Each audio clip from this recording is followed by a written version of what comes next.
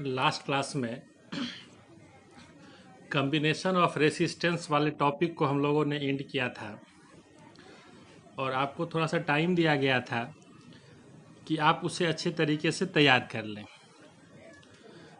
I hope आपने वहाँ तक सारे चीज़ों को अच्छी तरीके से पढ़ के समझ लिया होगा। अब यहाँ से हम लोग आगे बढ़ रहे हैं। अगला टॉपिक है सेल से रिलेटेड। सेल से रिलेटेड दो तीन टर्म है और उस पर कुछ रिलेशन है। इसको हम लोग आज थोड़ा समझने का कोशिश करते हैं। तो यहाँ देखिए, internal resistance, terminal potential difference and EMF of a cell. ये आप देखिए, ईएमएफ, रेसिस्टेंस, ये सब हम पहले भी यूज कर चुके हैं, लेकिन इसको आप प्रॉपर वे में कैसे समझेंगे। अब देखिए, इसमें पहला टॉपिक है इंटरनल रेसिस्टेंस। किसका? सेल का। तो सेल का इंटरनल रेसिस्टेंस हम लोग उस दिन भी बात किए थे कि किसी सेल में एक इलेक्ट्रोलाइट होता है और उसमें दो टर्मिनल्स होते हैं, दैट इज दो इलेक्ट्रोड्स होते हैं, और जब करंट फ्लो करता है तो करंट फिर उस इलेक्ट्रोलाइट के थ्रू भी करंट फ्लो करता है आयंस के फॉर्म में, तो वो भी एक रेसिस्टेंस प्रोवाइड करता है। तो किसी सेल के दोनों इलेक्ट्रोड्स के बीच इलेक्ट्रोलाइट जो रेसिस्टेंस ऑफर करता है, जो रेसिस्टेंस प्रोवाइड करता है, इसी को हम लोग कहते हैं सेल का इंटरनल रेसिस्टेंस। तो आप देखिए, यहाँ पे इसी चीज़ को हम लोग डिफाइन किए हैं। Internal resistance of a cell is the resistance offered by the electrolyte and electrodes of a cell when the electric current flows through it। जब सर्किट में करंट फ्लो करे, इसको हम लोग कहते हैं कि सर्किट कैसा हो तो क्लोज्ड हो। किसी क्लोज सर्किट में इसके दोनों इलेक्ट्रोड्स के बीच, दोनों टर्मिनल्स के बीच इलेक्ट्रोलाइट जो रेसिस्टेंस प्रोवाइड करता है, that is called internal resistance. तो किसी सेल में हम लोग देखते हैं, कोई सेल जब हम लोग नया खरीद के लाते हैं और उसको यूज करते हैं तो उसका इंटरनल रेसिस्टेंस बहुत कम रहता है। ऐसा नहीं होगा कि इंटरनल रेसिस्टेंस जीरो होगा, कुछ तो कुछ रेसिस्टेंस होगा, लेकिन वो इंटरनल रेसिस्टेंस कम होता है। लेकिन जैसे जैसे आप इसके सेल को यूज करते हैं, इसका इंटरनल रेसिस्टेंस फिर बढ़ते जाता है, और फिर एक समय आता है जब रेसिस्टेंस बहुत हाई हो जाता है तो फिर ये कम करंट देने लगता है, फिर हम लोग सेल को रिप्लेस कर देते हैं। तो ये चीज़ देखिए, यहाँ पे नोट में इसको याद रखना है। The value of internal resistance of a freshly prepared cell is generally low and its value goes on increasing as the cell is used more and more। और सेल के इंटरनल रेसिस्टेंस को हम लोग स्मॉल आर से represent करते हैं। अब cell का इंटरनल रेसिस्टेंस कौन कौन से फैक्टर पे डिपेंड करता है? तो यहाँ पे आप देखिए कि 4 फैक्टर है। Internal resistance of cell depends on the following factors: distance between the electrodes, nature of the electrolyte, nature of electrodes, और चौथा है area of the electrodes immersed in the electrolyte. आप इसको ऐसे समझ सकते हैं कि किसी सेल में आप देखिए कि ये एक कोई सेल का, ये आप कह सकते हैं कि आउटर इसका सरफेस है, इसमें इलेक्ट्रोलाइट है, इसमें यही जो दो टर्मिनल हम लोग रखते हैं यही इलेक्ट्रोड्स है, एक पॉजिटिव और एक नेगेटिव, और इसको हम लोग किसी सर्किट से ऐसे कनेक्ट कर दिए। तो यहाँ पे इलेक्ट्रोलाइसिस का फिनोमेनन होता है, आयंस में टूट के चार्ज फ्लो करता है। अब आप देखिए, चार्ज जब यहाँ से फ्लो किया तो इस पार्ट में आपको करंट मिला, ये एक्सटर्नल रेसिस्टेंस है आर, और फिर ये करंट इससे यहाँ तक आया। अब इस पार्ट में भी तो करंट ऐसे फ्लो करेगा, इस पार्ट में भी करंट फ्लो करेगा, तो इस पार्ट में करंट जब फ्लो करेगा तो एक रेसिस्टेंस भी होगा। तो यही जो इसके बीच का ये रेसिस्टेंस है, this is called internal resistance. तो सेल का इंटरनल रेसिस्टेंस समझ रहे हैं आप। अब देखिए, दूसरा एक टर्म है यहाँ पे, terminal potential difference. Potential difference, 2 point के अक्रॉस पोटेंशियल डिफरेंस। उसी तरह से यहाँ पे कह रहे हैं सेल के 2 टर्मिनल के अक्रॉस पोटेंशियल डिफरेंस। तो the terminal potential difference of a cell is the potential difference between the 2 electrodes of a cell in a closed circuit, that is when the current is drawn from the cell। Cell से जब current flow हो रहा होता है उस condition में इसके दोनों टर्मिनल के अक्रॉस जो पोटेंशियल डिफरेंस है उसको हम लोग नाम देते हैं टर्मिनल पोटेंशियल डिफरेंस, और इसको हम लोग कैपिटल V से रिप्रेजेंट करते हैं। तो समझने के लिए आप ऐसे समझ सकते हैं कि टर्मिनल पोटेंशियल डिफरेंस किसी सेल में अगर आप किसी सर्किट को कनेक्ट किए हैं तो सर्किट का जो एक्सटर्नल रेसिस्टेंस है उस एक्सटर्नल रेसिस्टेंस के अक्रॉस जो पोटेंशियल डिफरेंस है वही क्या है, तो वही terminal potential difference. The terminal voltage, potential difference कहिए या वोल्टेज कहिए, of a cell is equal to the potential difference across the external resistance R. तो अगर एक्सटर्नल रेसिस्टेंस आर है, सर्किट में मान लीजिए करंट आई फ्लो कर रहा है, तो V इक्वल टू आप क्या कहेंगे, V equal to I into R. तो ये टर्मिनल वोल्टेज हम लोग इससे निकाल लेते हैं। अगर एक्सटर्नल सर्किट में बहुत सारे रेसिस्टेंसेस हो, आप उसका इक्विवेलेंट निकाल के आई इंटू आई कर दीजिए तो आपको टर्मिनल वोल्टेज मिल जाएगा। तो टर्मिनल वोल्टेज और इंटरनल रेसिस्टेंस ये दोनों जब हम निकालते हैं तो सर्किट हमारा कैसा होगा, सर्किट क्लोज्ड होगा, यानी सर्किट में करंट फ्लो कर रहा होगा। और अब देखिए तीसरा है इसी में EMF of the cell. EMF electromotive force, कहने के लिए हम लोग इसको इलेक्ट्रोमोटिव फोर्स कहते हैं, लेकिन ये है क्या, तो ईएमएफ जब किसी सर्किट में चार्ज फ्लो करेगा तो चार्ज के पास कुछ एनर्जी होना चाहिए। अगर उसके पास एनर्जी रहेगा तभी काइनेटिक एनर्जी होगा, चार्ज आपका क्या होगा, फ्लो करेगा।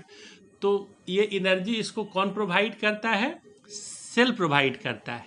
तो किसी यूनिट चार्ज को किसी सर्किट में एक साइकिल पूरा करने के लिए जो एनर्जी चाहिए that is provided by the cell, उसी को हम लोग नाम देते हैं ईएमएफ ऑफ द सेल।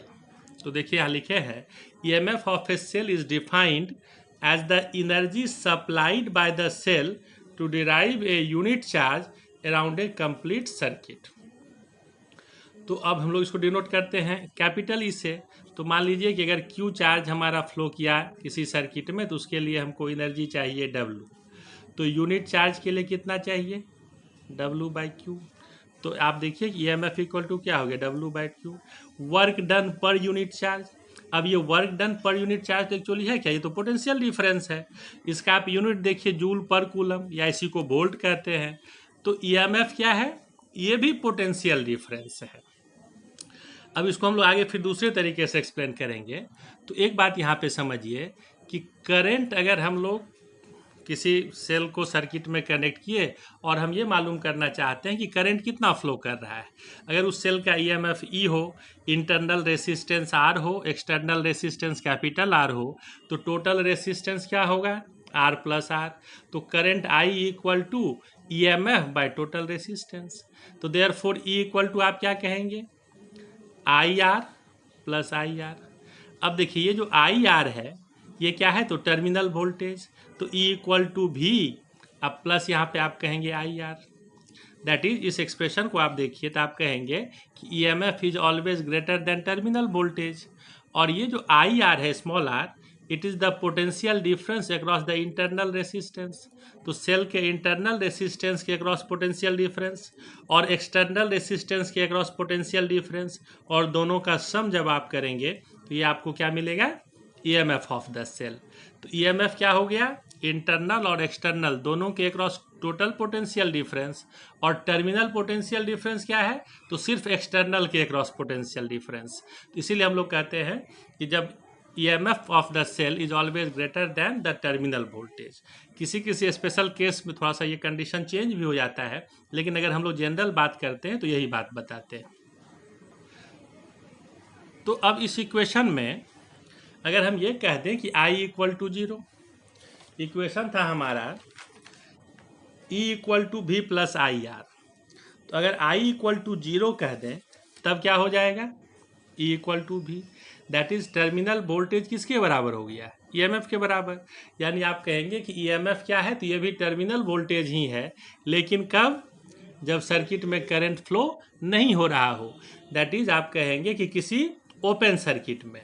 तो यही बात यहाँ पे कहते हैं कि hence the potential difference between the two poles of the cell in an open circuit is called the EMF of the cell. किसी ओपन सर्किट में। इसीलिए जब हम लोग ईएमएफ का मेजरमेंट करते हैं तो उसके लिए वोल्ट मीटर सुटेबल नहीं है। वोल्ट मीटर का रेसिस्टेंस इसीलिए बहुत हाई भी रखा जाता है। तो ईएमएफ हम लोग मेजर करेंगे तो सर्किट से कोई करंट फ्लो उस कंडीशन में नहीं होना चाहिए। तो जब आप सर्किट से कोई करंट फ्लो नहीं करें तब इसके दोनों टर्मिनल के अक्रॉस अगर आप कोई वोल्ट मीटर कनेक्ट करें और वो वोल्ट मीटर करंट ड्रॉ नहीं करे या मान लीजिए नेग्लिजिबल करंट ड्रॉ करे तो तब आपको ये ईएमएफ का मेजरमेंट देता है, लेकिन वो फिर भी एग्जैक्ट नहीं होगा। अब यहाँ पे देखिए कि एक टॉपिक है, यही है इसी में कि इंटरनल रेसिस्टेंस के लिए एक एक्सप्रेशन निकालना है। दैट इज़ हम लोगों को internal resistance, external resistance, terminal voltage और ईएमएफ में एक रिलेशन निकालना है। तो अब देखिए हमारे पास एक फार्मूला था E equal to V plus I are. तो I are equal to E minus V. तो फिर आई आर इक्वल टू, अगर हम यहाँ भी कॉमन ले लें तो भी कॉमन ले लिए तो यहाँ क्या बच गया E बाई भी अब -1। तो I are equal to, sorry ये फिर से रिपीट हो गया, तो therefore r equal to क्या हो गया E बाई भी -1 और इस आई को यहाँ ले आइए तो ये हो गया V बाई आई। अब ये V बाई आई क्या हो गया एक्सटर्नल रेसिस्टेंस। तो आप कहेंगे कि internal resistance equal to EMF by terminal voltage -1 into external resistance. ये एक बहुत इंपॉर्टेंट रिलेशन है। आगे जब हम लोग पोटेंशियोमीटर सब पढ़ते हैं तो उस जगह भी इसका यूज होगा और इसको जरूर ध्यान से याद रखिएगा। तो इस सेक्शन में हम लोग देख रहे हैं कि ये टर्मिनल वोल्टेज EMF, तो ये इसका एक पोर्शन हुआ। इसमें हम लोगों को कुछ चीज़ और पढ़ना है, ग्रुपिंग ऑफ सेल। लेकिन ग्रुपिंग ऑफ सेल को अभी हम लोग यहाँ पे नहीं पढ़ रहे हैं। हम लोग पहले इसमें किरचॉफ्स लॉ पढ़ेंगे, उसके बाद फिर हम लोग ग्रुपिंग ऑफ सेल पढ़ेंगे और फिर इस पर कुछ न्यूमेरिकल्स बनाएंगे। तो ये अभी यहाँ पे 2-3 बेसिक टॉपिक, ये बेसिक आपका टर्म था, इसको थोड़ा सा अभी आप याद रखिए। आगे फिर हम लोग इसी में ग्रुपिंग ऑफ सेल पढ़ेंगे और उसके बाद फिर हम लोग इस पर कुछ न्यूमेरिकल सब भी बनाएंगे, छोटा छोटा कुछ न्यूमेरिकल सब है। और ये सब फार्मूला याद रखिएगा, ये सब बहुत काम का फार्मूला है, ये आपको फिर आगे भी काम देगा। 1-2 टॉपिक यहाँ पे और हम लोग देखते हैं, इलेक्ट्रिक पावर और फिर इलेक्ट्रिकल एनर्जी। तो इलेक्ट्रिक पावर और एनर्जी ये आप क्लास 10 सब में भी पढ़े होंगे, वही चीज़ है, थोड़ा सा इसको आप एक बार फिर से याद कर लीजिए। तो पावर आप किसको कहते हैं? तो हम इन जनरल कहते हैं कि पावर क्या है, पावर क्या है रेट ऑफ डूइंग वर्क, या आप कहते हैं पावर क्या है तो rate of consumption of energy. तो जब हम लोग इलेक्ट्रिक पावर की बात करते हैं तो इलेक्ट्रिकल वर्क या इलेक्ट्रिकल एनर्जी, तो आप देखिए यहाँ पे करें the rate at which electric work is done by the source of EMF in maintaining the current in electric circuit is called electric power of the circuit। किसी circuit में जब करंट फ्लो करता है तो करंट को flow होने के लिए जो वर्क करना पड़ेगा उस वर्क के टाइम रेट को हम लोग क्या नाम देंगे, इलेक्ट्रिक पावर। तो अगर हम ये मान लें कि किसी सर्किट में I करंट फ्लो कर रहा है, उस सर्किट में जो कंडक्टर उसका रेसिस्टेंस R है और T टाइम में पोटेंशियल डिफरेंस मान लेते हैं भी है और करंट जो है वो T टाइम तक फ्लो करता है, तो इलेक्ट्रिक वर्क डन क्या हो जाएगा, तो work done to maintain the current is given by, तो वर्क डन इक्वल टू आप कहेंगे V into I into t. अब आप कहेंगे कि ये कैसे हो गया, तो वर्क डन इलेक्ट्रोस्टैटिक्स में आप पढ़े हैं कि work done equal to potential difference into charge, इसको याद रखिएगा आप। वर्क डन इक्वल टू कितना, तो पोटेंशियल डिफरेंस इनटू चार्ज। और फिर हम जानते हैं कि I equal to Q by t, इससे Q इक्वल टू कितना, I इंटू टी। यहाँ पे Q की जगह पे आप आई टी रख दीजिए तो वर्क डन क्या हो गया, V into I into T. तो पावर क्या होगा, तो पावर के लिए हम लोग फार्मूला जान रहे हैं कि power equal to work done per unit time, तो V into I into t by t, t cancel हो गया, पावर क्या होगा V इंटू आई, यानी वोल्टेज और करंट का प्रोडक्ट। इसी को आप दूसरे तरीके से कह सकते हैं कि since V equal to I are, तो यहाँ पे V की जगह पे अगर आप आई आर रख दें तो आई आर इंटू आई तो क्या हो गया आई स्क्वायर आर। इसी को आप कह सकते हैं I equal to V by R, इसमें आप रख दीजिए I equal to V by R, तो ये हो गया V square by R square into R, R एक कैंसिल हो गया, पावर क्या हो गया V स्क्वायर बाय आर। ये छोटा छोटा कुछ फार्मूला, इस सबसे कभी कभी एक दो ऑब्जेक्टिव टाइप का क्वेश्चन सब पूछता है।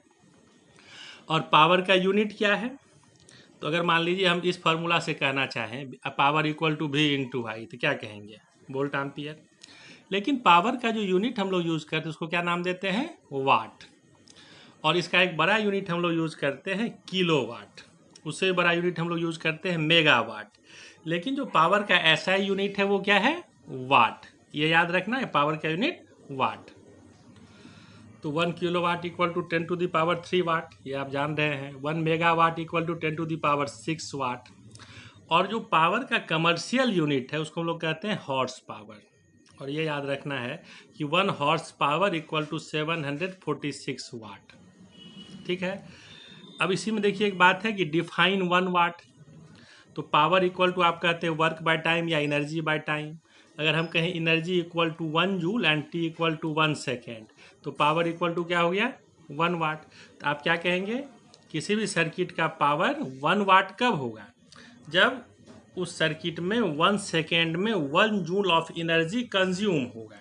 तो आप कहेंगे कि thus the power of an electrical circuit is said to be 1 watt when 1 joule energy is consumed in the circuit in 1 second। 1 second में अगर 1 जूल एनर्जी कंज्यूम होता है, 1 जूल एनर्जी वो खर्च करता है, तब आप कहेंगे कि सर्किट का पावर कितना है? 1 वाट। तो आप एक बात यहाँ पे समझिए कि आप अपने घर में जितने भी इलेक्ट्रिकल अप्लायंसेस यूज करते हैं सबका एक पावर रेटिंग होता है। जैसे आप CFL यूज़ करते हैं 9 वाट, 15 वाट, 18 वाट। आप अपने घर में इलेक्ट्रिक फैन यूज़ करते हैं 80 वाट, 100 वाट, अलग अलग कंपनी का अलग अलग। आप अपने घर में रेफ्रिजरेटर यूज़ करते हैं 750 वाट। तो सबका एक पावर रेटिंग होता है और हम ये कोशिश करते हैं कि कम से कम पावर रेटिंग का हम लोग डिवाइसेस हम यूज़ करें ताकि हमारा इलेक्ट्रिसिटी कम खर्च हो, बिल कम आए। तो इस तरह से आप कहते हैं। तो अगर आप ये कह रहे हैं कि हमारे घर में एक इलेक्ट्रिक बल्ब है और वो उसका पावर रेटिंग कितना है? उसका पावर रेटिंग मान लीजिए 15 वाट 220 वोल्ट। तो जब उसको आप 220 वोल्ट पे ऑपरेट करेंगे तब उसका पावर कितना है? तो 15 वाट। तो 15 वाट पावर है, इसका क्या मतलब हुआ कि वह 1 सेकेंड में 15 joule energy, electrical energy consume कर रहा है। वो क्या कर रहा है?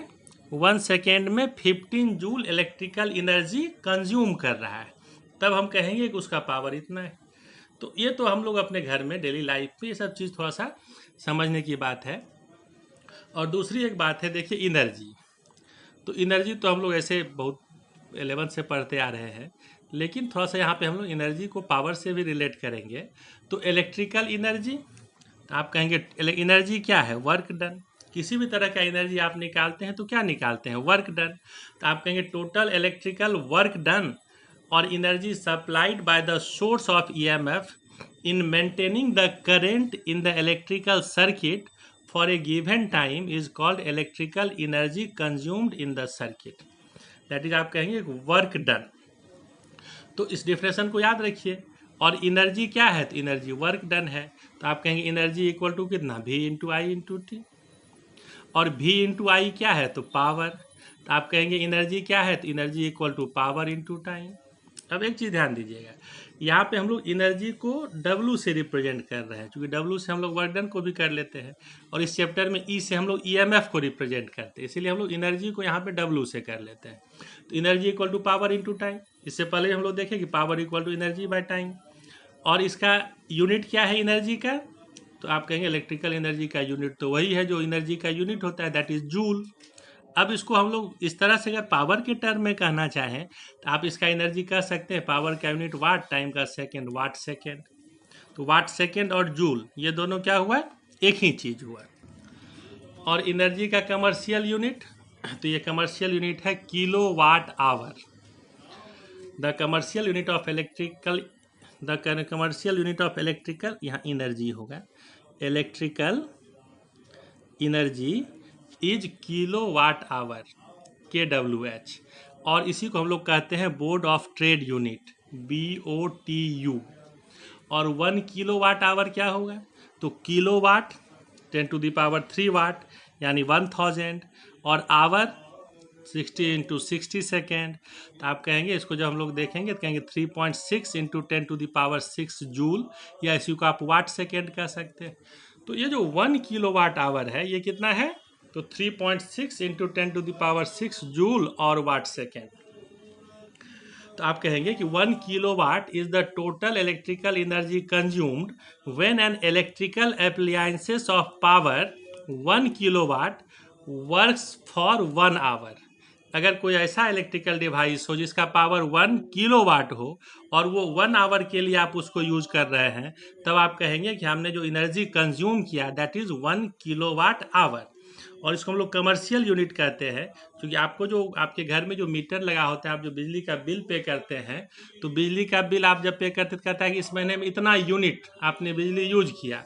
तो वहाँ पे जब हम लोग यूनिट कहते हैं that is 1 kilowatt hour. 1 unit means 1 kilowatt hour.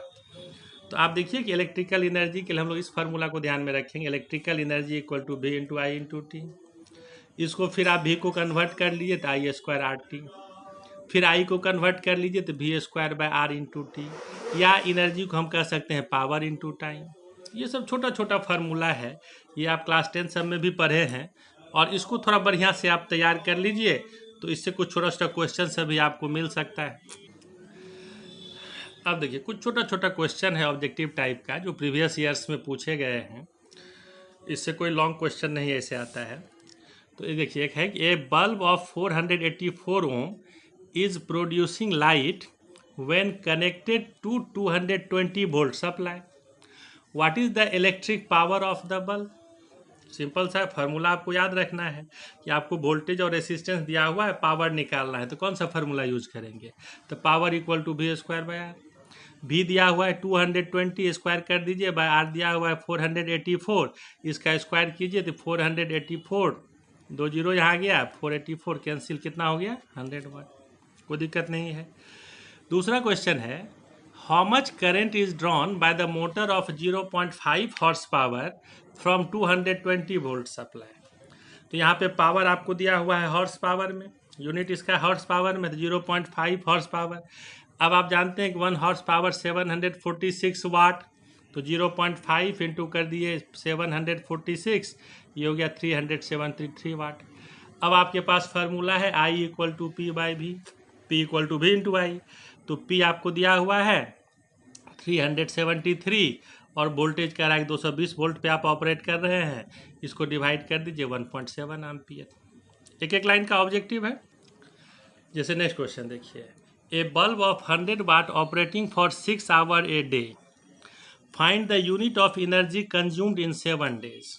100 watt का कोई बल्ब है, वो दिन में 6 आवर आप उसका यूज करते हैं, तो आप बताइए कि 7 डेज में 1 वीक में आपने कितना एनर्जी कंज्यूम किया। तो आप यहाँ देखिए पावर हमको है कितना दिया हुआ 100 वाट, तो इसको हम किलो वाट आवर में बदल लेते हैं, 100 बाय 1000 कितना हो गया 0.1 किलो वाट आवर। टोटल टाइम एक दिन में आपको कह रहा है कि 6 आवर, 7 डेज में 6 इंटू 7 42 आवर। अब हम जानते हैं कि energy consumed equal to power into time.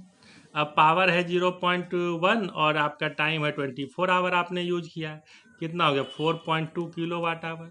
और 1 किलो वाट आवर को ही 1 यूनिट कहते हैं, तो कहता है कितना यूनिट आपने कंज्यूम किया, तो क्या बताएंगे 4.2 यूनिट, ये हो गया। उसके बाद देखिए एक और क्वेश्चन है, 2 electric bulbs whose resistance are in the ratio 1:2 are connected in parallel to a source of constant voltage. What is the ratio of power dissipation in the bulbs? अब कह रहा है इसमें कि 2 बल्ब है, रेसिस्टेंस कितना है वो तो नहीं मालूम है, लेकिन उसका रेशियो दिया हुआ है 1:2, सोर्स का वोल्टेज सेम है। तो आपको पूछ रहा है कि बताइए कि पावर का क्या रेशियो होगा दोनों बल्ब में। तो हमारे पास एक फार्मूला है P equal to V square by R. That is आप कहेंगे कि जब V कांस्टेंट होगा तो P क्या होगा, इन्वर्सली प्रोपोर्शनल है R के, तो P1 बाई P2 निकालेंगे तो क्या हो जाएगा R2 बाय R1। और आप कह सकते हैं R2 और R1 का रेशियो आपको दिया हुआ है 2:1, सॉरी R1 बाय R2 दिया हुआ है 1:2, दिया हो गया 2:1। तो power P1 is to power P2 क्या हो गया 2:1। तो इस तरह से आप कहेंगे पावर का रेशियो क्या हो गया, तो 2:1। और एक और क्वेश्चन देखिए, ये भी बोर्ड में आया हुआ है, कह रहा है कि two heating elements of resistances R1 and R2 when operated at a constant supply of voltage V consume powers P1 and P2 respectively. Deduce the expression for the power of their combination when they are connected in series और दूसरा कह रहा है in parallel. कह रहा है कि दो हीटिंग एलिमेंट है, उसका रेसिस्टेंस R1 और R2 है ना, उसको हम लोग भी वोल्टेज पे ऑपरेट कर रहे हैं। तो पावर का रेशियो क्या होगा जब इस दोनों एलिमेंट को हम लोग पहले सीरीज में कनेक्ट करेंगे और फिर कह रहा है कि उसको जब हम लोग पैरेलल में कनेक्ट करेंगे। थोड़ा ध्यान दीजिए, बहुत ही सिंपल सा ये क्वेश्चन है, गौर कीजिए।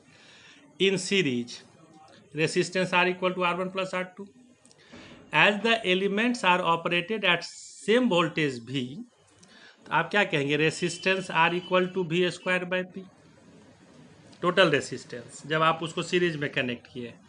अगर सिंगल के लिए निकालेंगे तो क्या कहेंगे, V स्क्वायर बाई P1।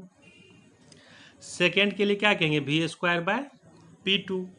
अब जब हम ऐसा कहें कि ये R equal to R1 plus R2, तो अगर हम R की जगह पे रख दिए V square by P, R1 की जगह पे रख दिए V square bye P1, R2 की जगह पे रख दिए V स्क्वायर बाय P2।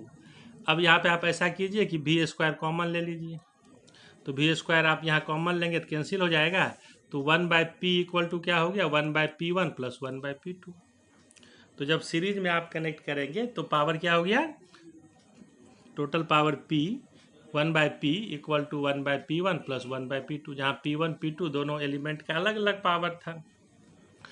और यही चीज़ जब हम लोग पैरेलल में कनेक्ट करें तो पैरेलल में आप जानते हैं कि 1 by R equal to 1 by R1 plus 1 by R2, तो 1 by R equal to V square by P, तो 1 by R equal to P by V square. उसी तरह से हो गया P1 बाय V स्क्वायर, ये हो गया P2 बाय V स्क्वायर। अब यहाँ पे फिर V स्क्वायर कॉमन ले लीजिए, कैंसिल हो जाएगा, तो total power P equal to क्या हो गया, P1 प्लस P2। तो ये सब कुछ छोटा छोटा क्वेश्चन है पावर से रिलेटेड, इसको आप एक बार ध्यान से देख के समझ लीजिए। तो ये सब क्वेश्चन आप अगर समझ लेते हैं यहाँ तक, तो अब यहाँ पे हम लोग बात करेंगे कि अभी तक हम लोग करंट इलेक्ट्रिसिटी में जितना पढ़े, ये इस चैप्टर का एक सेक्शन था। अब यहाँ से जो दूसरा सेक्शन स्टार्ट होगा नेक्स्ट क्लास से, इलेक्ट्रिकल मेजरमेंट, वो थोड़ा सा ज़्यादा इम्पोर्टेंट है, उसमें थोड़ा सा आपको ज़्यादा दिमाग लगाने का ज़रूरत होगा। तो यहाँ तक आप सारे चीज़ों को तैयार कर लीजिए। अगले क्लास से हम लोग फिर इलेक्ट्रिकल मेजरमेंट, उसका पहला टॉपिक है किरचॉफ्स लॉ, बहुत इंपॉर्टेंट टॉपिक है, आप कह सकते हैं इस चैप्टर का सबसे इम्पॉर्टेंट टॉपिक है। उससे कुछ क्वेश्चन एग्जाम में आपको रहता ही है, फिर उसका आगे भी हम लोग यूज़ करते हैं। तो इन सब चीज़ों को ध्यान में रखिए, यहाँ तक आप आज तैयार कर लीजिए, फिर अगले क्लास में हम लोग आगे बढ़ेंगे। Thank you.